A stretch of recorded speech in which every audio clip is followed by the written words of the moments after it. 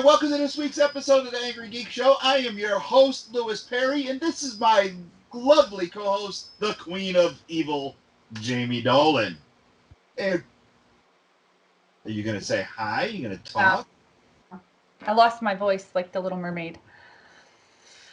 You're the Queen of Evil. You're not the Little Mermaid. And with us this week, the one and only independent pro wrestler, Jake Gomez, comic enthusiast, pop culture enthusiast, and most of all, a guy who used to get hit in the head a lot because he doesn't remember the last time he was on the show with me. And that's okay because I just remember too. As I look at him, I'm like, dude, you look awfully familiar. You were on with us once before. It was probably so horrible he blocked it out of his mind. It's we're 2 concussions past seeing you last time, so I'm lucky I can remember my own name. I liked my answer. But thank you so much for having me. I really appreciate it. Oh, you're welcome. The last time you were on, you were part of the East Coast Bastard Crew. What are you doing today in professional wrestling? Well, the East Coast Bastard Crew still does exist in Western Massachusetts and Connecticut. Other than that, I'm an independent professional wrestler, better known to my fan base as the King of Chaos, Logan Black. But Jake Gomez is how, when I go to the comic book store and I pick up my weekly stuff, that's what they know me as. I'm just wrestling. I'm all over the place. I'm wrestling literally everywhere and anywhere. I got back from a tour of England last year. I follow the money, man. That's how it is. Follow the money. Where are you wrestling next? Actually, this Sunday I'll be in Western Massachusetts for Pioneer Valley Pro Wrestling. All the information, I'll get off the top of my head. Again, tons of head trauma. All the information, it will be on all my social media to check out for where that show is. But it's at I think a AAA or a AA baseball stadium. It's gonna be a lot of fun. All right, how many championships have you held? Oh man, quite a few. A lot of tag team championships, depending on the promotions all over the place. There's been a couple of singles titles. Honestly, if I could try and count it, but there's honestly too many. Honestly, too. Well, just say all of them. That's my answer. Every all of last them. one of them. Yeah. All the titles. Okay, so what was your favorite? My favorite title that I've won might be the Pioneer Valley Pro Tag Team Championship as part of the East Coast Bastard Crew with Jeremy Leary, just because me and Jer are 2 peas in a pod, and we have a lot of fun doing what we do. So it's really cool to always be tagging with him and doing our thing. Jeremy Leary, also known as the Dirt Dog. Yes, the Dirt Dog, the best hair in wrestling, all different types of nicknames. All right. Who was your biggest influence to make you want to wrestle? Who was the one guy that you said, I'm going to do that, and I'm going to be just like him? Who was your biggest influence? Well, I think if you get anybody on here that's a wrestler and they don't say Hulk Hogan, they're lying to you, because that's just who it was for pretty much everybody. I think as a kid, he was a superhero. He was larger than life. He was say your prayers and eat your vitamins, and every child looked up to him. Obviously, as I grew a bit older, a lot of that stuff started to become hokey for me. But I can look back on very fond memories of Hulk Hogan. I still got plenty of Hulk Hogan toys lying around in my basement right here. Ah, so all right, what are you collecting today? What are you reading? What kind of comics? What do you got going on? I am on a bit of a crazy binge where I'm trying to collect as much as I possibly can. I think my favorite things right now, the current run of Daredevil, I think is absolutely brilliant. I'm a huge Punisher fan. I mean, Steve picks it up. I've got my Punisher tattoo. There you go. The one thing of Marvel that is in the Geek Lair. The only Marvel comic that Lou knows. You know what? So. You are incorrect, Jamie. You are incorrect. Because as I was going through the collection, I do have Bob Layton's Hercules in my collection. I said knows, not owns. Oh, okay. Yes, the Punisher is a part of my collection. No action figures in the Geek Lair of the Punisher yet, but I will get one just to spite DW from the Earplug Podcast Network and the evil queen herself. So you are the DC bully, so... I am not. So go on. Punisher, what else? Punisher, I think all the current stuff going on with Batman is great. I think Batman is probably my number one. I just started collecting Young Justice because Brian Michael Bendis is writing it. I'm a massive fan of all the stuff that he did with Marvel. That started out as a Marvel fanboy and slowly crept into the DC universe. Oh, you came to the good side, okay. I'm starting to kind of fall into some of the stuff with the Flash because it was starting to work in with Batman. So there you go, man. So I was jumping in on that. Otherwise, it's a lot of Marvel at this point. The War of the Realms has been really great. The Age of X-Men story arc that they're running with everything. I'm having a lot of fun with the Extremists and Next Gen. I think Next Gen is right up my alley, being a punk rocker and having a whole bunch of kids in that story arc just be like really angry and authority. So the aging punk in me can really connect to those stories. Have you ever tried any of the independent stuff? So as a kid, I was into Spawn. I don't know if Spawn was an independent when it started, was it not, or am I just talking out my butt? Actually, I wouldn't call Spawn an independent because Image is part of the big three now. That's true, yeah. So I wouldn't call Well, him, now, but back then, which is what he said. I don't know. I don't even know if I would call Image independence back then. Because a lot of heavy hitters were there. I mean, McFarlane, Liefeld. I wouldn't. Kevin Conrad. I don't know. Jim Lee. I wouldn't know if I would call them independents. I mean, would you, Jamie? I don't. You're the one who brought it up. I didn't bring it up. I'm just saying back then they weren't like. I mean, Spawn wasn't what it is now. It wasn't as popular. I think it's a fair assessment to say that it might not fall into the independent realm, which is fine. Oh, phone fell. Speaking of falling. Yeah. But I'm trying to think. Otherwise, if like the movie The Mask. I mean, Jim Carrey. That was originally an independent comic. As was The Crow. Right. So I had collected a bunch of stuff from The Mask, which is very different than the movie. It's a lot of fun. But currently, I'm not jumping on anything independent. I am open to suggestion, of course. Oh, you got The Lost World, The First World by Chris Campana, great stuff. Malice and Mistletoe by the one and only Jack Purcell, great stuff. Jamie's personal favorite, The Pyramid Knights by Gary Henderson, great stuff. You got all the AR books are great stuff. The Road Warrior, fantastic book. That if you want to get some good indie stuff, go get that. The bulk of your collection. So are you like going back to read any of the old stuff, like the Doom Patrol, Jonah Hex, anything like that? So, I guess when I started collecting comics, when I'd probably say like late junior high, early high school, it was all comics that I had gotten from my uncle. My uncle was the biggest comic book geek that I ever met. He had an entire basement full of comic books. So all stuff that he would give me was all stuff from the late 80s and early 90s that he had collected. So I have some of that in my collection. And I haven't gone that far back to like start reading them again. But they are there. Most of the stuff that I do have and the stuff that I try and keep up reading is, I'd say, from this past decade, when I actually started to get serious about my own collection. How many books do you have in your collection at the moment? Oh boy. So on my collector app that I have on my phone, CLZ. I was just gonna say, unless he has that app that you have, he probably doesn't have like this number, but he has the app. So is it CLZ? I don't believe it is. I think it's really? a different one. Yeah. Okay. I don't want to click out to check what it is, but yeah. So on that night, it's missing. I'd say maybe a dozen or 2 dozen of the things that I do have. They just didn't have the log.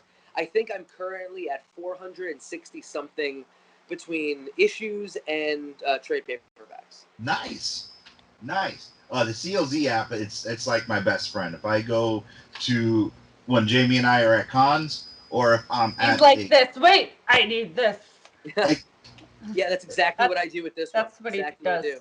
What I do. The CLZ app is one of the if you don't have this app, and I'm interested to know what the other one is, but the CLZ app is just incredible. I mean, you could pull that up. Pull it up higher. That's the one. That's the one? It looks like it. It's very, if not, it has the exact same setup.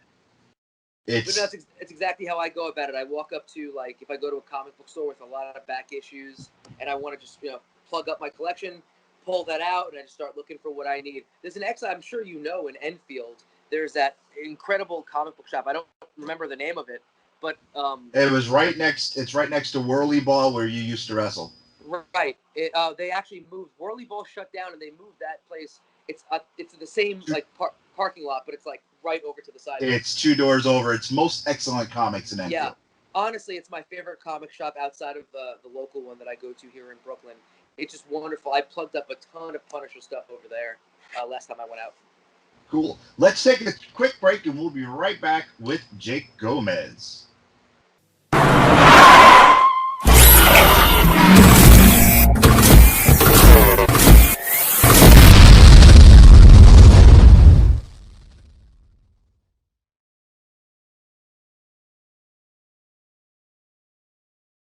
And welcome back to the Angry Geek Show. We are here with, not you, Jake Gomez, and there's Lou. Come on now. This speaker calls you the Queen of Evil, which you are. Spawn of Satan. Queen of Evil. Did I do this again? Yeah, don't stop that. Stop that. Anyway, we got a topic for you, Jake. We do. Yes, and you know what? My 5, that's 5 to me. Sit down. I don't want to see it. You couldn't read it. You just see there's a whole piece of paper there. Usually, when we give our guests a topic, we go way overboard. So, and we have to, when I go to edit the show, I have to chop it all down. My dogs are going to eat each other right now, just so you guys know. Thank you. We're going to give you... Do you hear anything? I'm trying to talk. No. Stop. No. So I'm going to give you just a little bit extra time for this. We're going to give your top 5 movies from the 80s. Now, for me, before I even start, I know how my co-host is. I know how my adopted sister is. I know what she does. So I got some honorable mentions as well, because I know she does. This was really hard. This was normally, he says pick your 5. So I had 5. Then it turned into 6. Then it was 9. Then it was 12. And then I had a whole sheet of paper. So then I changed my top 5 14 times before I was finally all right, these are it. I don't care. And these are honorable mentions because this was hard. God. All right, Jake, you being the guest, start with your least favorite, number 5, and go now. All right, so I did compile a list, and I'm trying to remember all because I put it on my phone like an idiot. I've actually done that during shows at cons, during our panels and stuff, so I get it. That's me. So I put it down on my phone, so I'm trying to remember the list. I know my number 1, but if I could put it number 5, I'll go with the first Nightmare on Elm Street. Now, Jake, you just hit Jamie's heart because she has a secret about Nightmare on Elm Street. Jamie, would you like to share it with Jake? Freddy Krueger was my 5th grade crush. What? Wow, that's an interesting crush.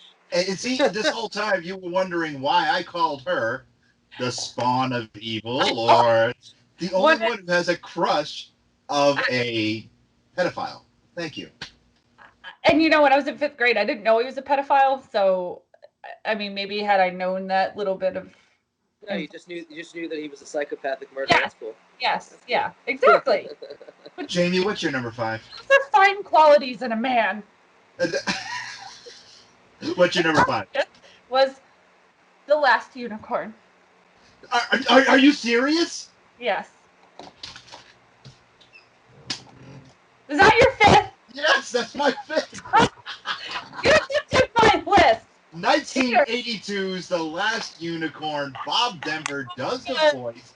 It was a fantastic movie. I can't believe you picked that. Number 5. Didn't I pick it? That movie, and I got to it. It was this 5. Really, to put these in order. These 5 is. I still can't really I don't feel like the order is right except for my number 1. But, well, did you? You did know. I don't know if Jake, if you knew this, that Gilligan from Gilligan's Island and Marianne did 2 of the voices in that. I did not know that. Yes, Bob Denver himself, he was the wizard. That's interesting. Yeah, I didn't. Have you ever seen The Last Unicorn, Jake? I must have seen it years ago when I was much younger. I can't say that I've seen it in the last 20 or so years. I feel like for that movie was ahead of its time. Oh, it was. And why I just thought it was beautiful to watch, like still today. Like I wrote this list and now I'm like, I gotta watch these movies at some point within the next 2 weeks because they're all really good movies. Jake, you're number 4. I'm trying to go back to this list in my head from what I remember, but I think number 4 I put down as Coming to America. Okay, nice. Did not have that on my list. No, I have. Fun. Yeah, it is a good one. It is a good one. I do have one on my list from that actor coming down. Right, but it was hard for me to put together like what the Eddie Murphy movie was as my favorite. Was it Beverly Hills Cop? Was it Golden Child? The Golden Child I've seen 1,000 times, and I love it. I can quote it top to bottom. But Coming to America is just iconic. Very good. Are you looking forward to the sequel? I'm interested to see what they do with it. My number 4? Yes, you're number 4. Oh, my number 4 is so good. Who Runs Bartertown? What? Who Runs Bartertown? That's not the movie. That's a line from the movie. You got a quiz now. You got to figure it out. Who Runs Bartertown? You have to know this. Why do it? Master Blaster. Oh, Mad Max Beyond Thunderdome. Bartertown. Come on. That's like one of the most famous lines in the movie. And again, one of my most greatest, most favoritist, most amazing. I love that movie. Why? It was the weakest out of all the Mad Max movies. It's my favorite one. I don't know. It just really, like, that one always just stuck with me. And every time it's on TV, I have to watch it. And it's just my favorite. Okay. My number 4, 1980 Superman 2. You had to have Superman in there. Of course I did. You and your Superman.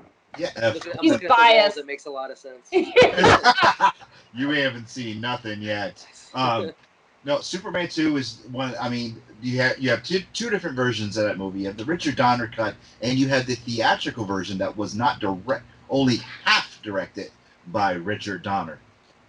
The movie itself is iconic. It has the most iconic line of all time. Superman flies back to Metropolis, goes up to the window, crosses his arms, and says, "General, care to step outside?"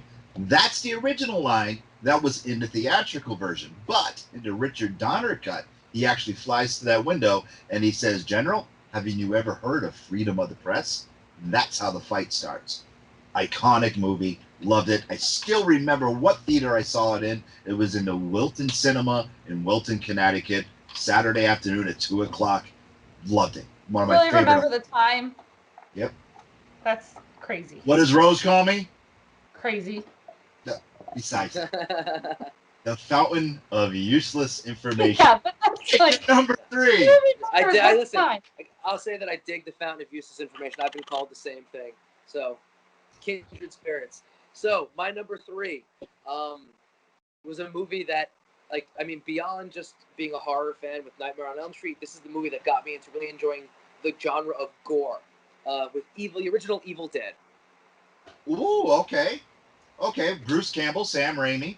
That was fantastic. I think that was late 79 or into early 80, I believe, right? I believe that was 80 or 81. 80 or 81. I knew it was around there. Yeah. So it was definitely the early 80s. And again, just blood and guts and all that. And brought out that fandom in me. All right, what do you think of the Evil Dead TV show? Okay. It's just okay? Come on, it's so. Campbell. Well, again, it's hard for me being that I'm on the road every weekend. It's hard for me to keep up with episodic TV. Okay. So when I get the time to watch anything, it's always I have to watch it all at once, and it's hard for me to get the time to watch it all at once. I have the same problem. Your number 3 is from 1985. Yes, I do. 1985. And it's The Goonies. Ooh, lovely. Good pick. Good pick. That does look like Chunk? What? Yeah, you look just like Chunk. I wanted to say Sloth, but I thought that would be rude. If you had your Superman shirt on, you'd be his identical twin. that was on my list and had to eventually move its way down and off the top 5. I changed that actually. It was. You hurt my feelings. One of the ones I thought about after like the first time I made my top 5, and then I had Hurt to like. My feelings. You don't have feelings. Okay. My number 3 from 1983, Krull. Ooh, wow. Okay. Yeah. Liam Nielsen's very first movie. You know, we had all these on like beta. Krull we had on beta. Really? Yeah. It was the worst Atari video game of all time, but it was an awesome movie. The Clydesdales, that their feet caught on fire. It was just awesome. And the only person... terrible athlete's foot. That's why. Jake, you're number 2. Completely going a different direction from anything horror. Caddyshack. Caddyshack. Yes. Caddyshack. In my opinion, the most quotable movie in the history of comedies. I'm a big comedy fan in terms of like movies and everything. So Caddyshack. This list was made just, again, very, very quotable movie.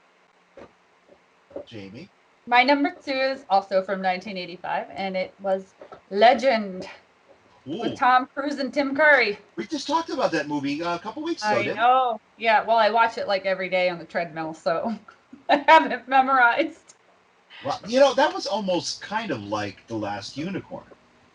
Because he was looking, you know? You know, again, another movie that was ahead of its time. I mean, Tim Curry's makeup in that movie was, like, unreal. Like, and you don't even know it's Tim Curry. No, I didn't know till maybe like 10 years ago that I didn't even realize it was him. And it's something that we had it on VHS, then I bought it on DVD. Now I have it downloaded on my Amazon, you know, like, so I can watch it anywhere. And it's just, such a good movie. And I just love it. It has Tom Cruise. Yeah, when he's still hot, but he was hot. It was before he had his fangs like shaved down, because they do these cute like little vampire fangs, and they're awesome. Okay, now this is not going to be any surprise to Jamie whatsoever. It's probably Stallone movie. 1982, Rocky 3. Now, as a toss-up, thank you, because Stallone is my hero. Between Rocky 3 and Rocky 4, I had to go with Rocky 3. My parents, everyone that comes to our live shows when we talk about stuff, they all know the story. My parents did not want me to see Rocky 3 because they knew I was going to take it hard. My aunt took me to see it, and I still bawled my eyes out when Mickey died. It was so rough for me. And that's probably why Creed and Creed 2 were so rough for me as well, because of, you know, Rocky being second Creed. It just, my wife was like, "Are you okay? Are you okay?" I was like, just bawling, crying. Don't you laugh at me, lady, because you. I'm just saying, you pick on me for crying at movies, and here you are. Oh, it's crying. Now, since we are in the 80s, we are doing top movies from the 80s. That's why my all-time favorite movie, Rocky 2, did not make this list. Rocky 2, as we all know, that is the most romantic movie of all time. That didn't make the list because that was 1979. But Rocky... So close. Rocky 3 from 1982 on my list. It is the number 2, not my number 1. And you guys might be surprised what my number 1 is. Jake, you're number 1, sir. So my number 1, it's a far and away number 1. 2 through 5 are like way below this one. I've seen this movie more times than I've seen anything. Pee-wee's Big Adventure. Oh, yes. My favorite from the first time that I watched it up until now. Nothing will ever take the crown from that movie. It is, in my opinion, the greatest movie that I've ever witnessed. Now, did you see all the flubs? Do you still notice the flubs and laugh at it? Like when 100%. When he's pulling the chain out of the box and you see it come up from the bottom of the screen. It's hilarious. Every little detail, everything like that is just... I think, in my opinion, it makes it even better because I think it was also Tim Burton's like first major film. Pee-wee's Big Adventure, I think it's a fantastic movie. Was it Big Marge? Large Marge. Large Marge. Wow, how did I forget that? And of it course, even rhymes. Like, how do you forget something that rhymes? And of course, you had Tequila where the Pee Wee Herman dance came from. You know what, Jake? Next time you're in a ring, you should just get your opponent after you beat his ass to the ground. Do the Pee Wee Herman dance right over him. I think that'll be great. In a heartbeat. I think you'd be the only person who would understand it, but everybody else would well, like anybody that, as long as it happens after this episode and whoever watched it, they'll all get it too. So there you go, Jamie. You're number one. The never-ending story. Never-ending story. Oh never-ending story. Yeah. All right. That's a heartbreaker. It is a heartbreaker. The swamp that just kills me. Yeah. When Artax gets sucked in, that's what I was gonna name Nero. Actually, really? It was Artax, and I got voted out. Yeah. I tell you what, the next time Nero. My next Doberman though is gonna be Artax, and my third one's gonna be Atreyu. If I could have 3 at once, I'll be set.